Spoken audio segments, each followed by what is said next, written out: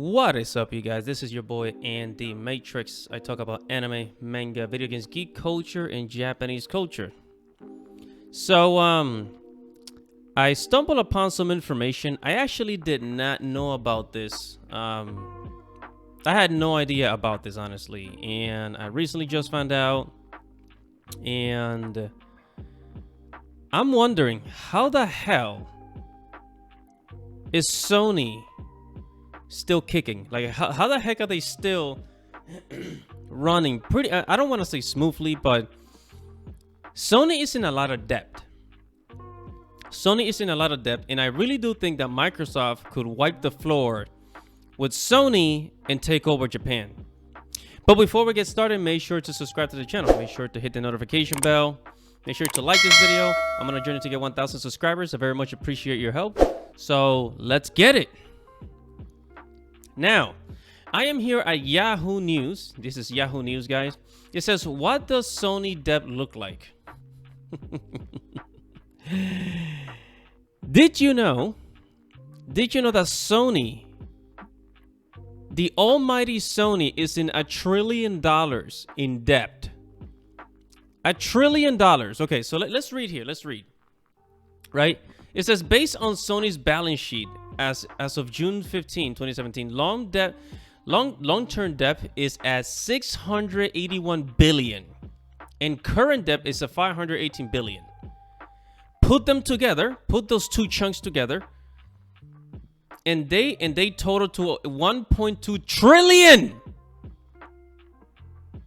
trillion in debt, adjusted for $960 billion in cash equivalents. The company's net debt is $239 trillion. Still more than they're making. More than they're making, right?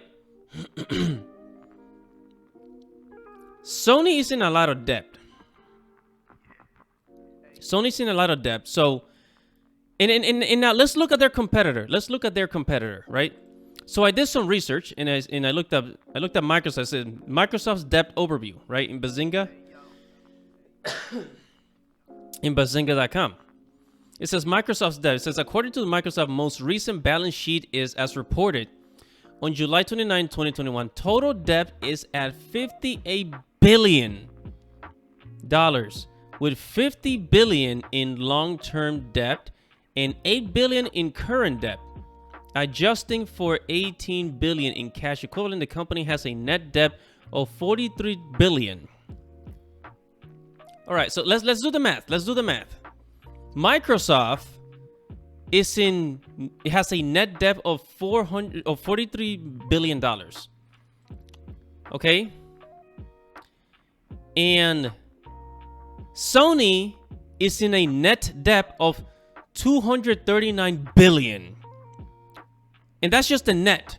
And but remember what they owe in the long term. The money that they owe in the long term is $1 trillion. Or is $1 trillion in the long term.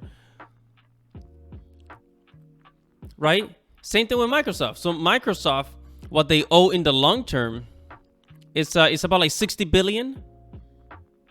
Right?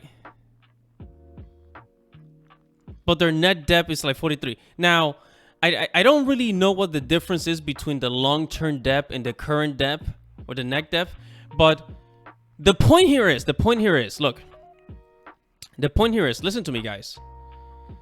Sony owes trillions of dollars, right? And of course, they're not going to pay all of that in 1 year. They're going to pay it gradually. You know, it's just like a credit card debt. There's interest rates that you have to pay, right? There's interest rates that you have to pay. And so they're going to pay those trillions little by little.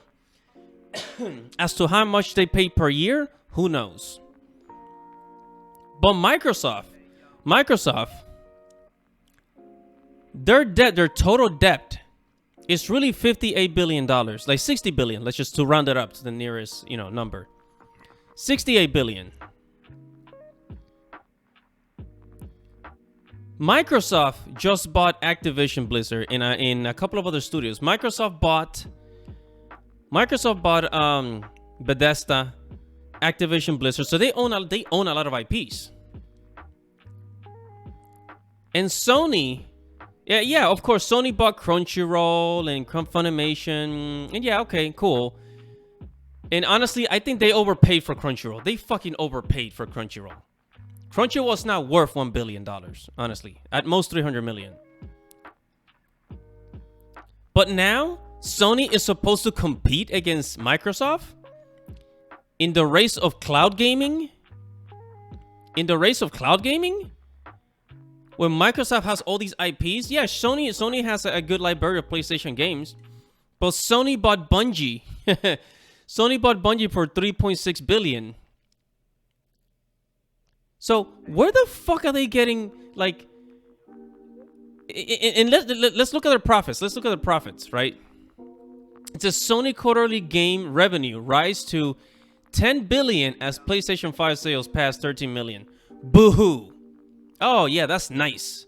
Yeah, that's pretty nice. That's pretty cool. Okay, $10 billion, right, in games and in PlayStation 5s. And who knows how much it took them to make the PlayStation 5? Who knows?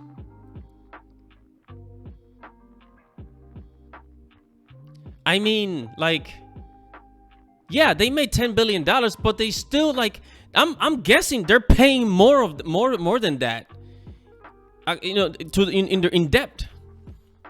And let's go back to the Yahoo article.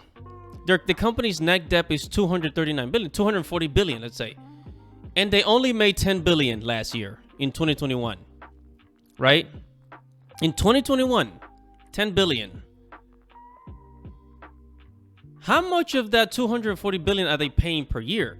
Because they're basically they're not making shit. They're not making shit. It's like they just owe money. So it could easily be said that Sony is doomed.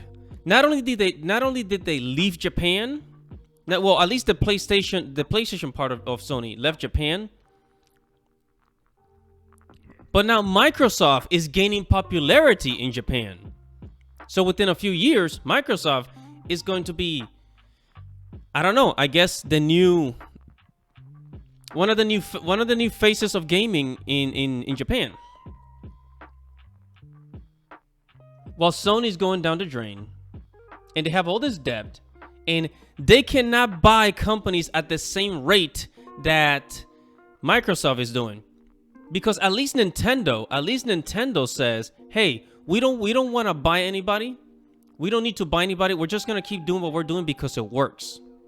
Okay, Nintendo's worth 50 to 60 billion dollars. They're not planning on buying out anybody because they know what they do works. But Sony, oh man. Holy freaking shit. I think Sony is doomed. I think that chick from Frost, and honestly, she didn't even know that girl from 4G, the host from 4G, Frost, that blonde lesbian-looking chick, Machine Gun Karen. I think she was onto something. I think Sony really is a dead man walking now. I mean, that being said, I think she that woman was still like, total shit, attacking the fans. So, but gotta give credit where credit is due. Holy crap, man. Holy freaking crap. How did they pile up all this debt? Some people are saying that it was because of the PlayStation 3. Right? Because they weren't making money off of the PlayStation 3. But Sony, they're relying on their movie, Spider-Man, which basically made $1 billion. On their movie business, the movie business. I don't know about the music business with Sony. The gaming business, which is a lot of money to be made in gaming, of course. But they have so much debt, and Microsoft is beating the crap out of them. And I think one of the reasons why they're pushing for cloud gaming is because with cloud gaming, they won't need to sell consoles. If they don't have to sell a console, they don't have to spend the money to make PlayStation 5s or PlayStation 4s. So they will save money. And then they'll just profit from the subscriptions and profit from all the other things that they sell. All right, I'm going to leave it here because I could go on about this, but Jesus freaking Christ, man. Sony just bought Bungie for $3.6 billion. And honestly, I think that they overpaid. They probably overpaid Bungie for, you know, for Halo and Destiny, just to have it on the PlayStation, you know, streaming service. They overpaid, honestly. So Microsoft, I hate to say it, man, I don't like Bill Gates. I don't like Bill Gates. I think he's creepy as hell. I think he's fucking creepy. But shit, man, he's a good damn businessman. I mean, he's really kicking ass. Cloud gaming is the future. It is unavoidable. And Sony, shit, man, they better come up with a game plan. Otherwise, it's just game over. Alright, guys, that is it for this video. Thank you for watching. Make sure to subscribe to the channel, hit the notification bell, like this video, comment below, and thank you for watching. This is Andy Matrix. I'll see you guys in the next video. Godspeed.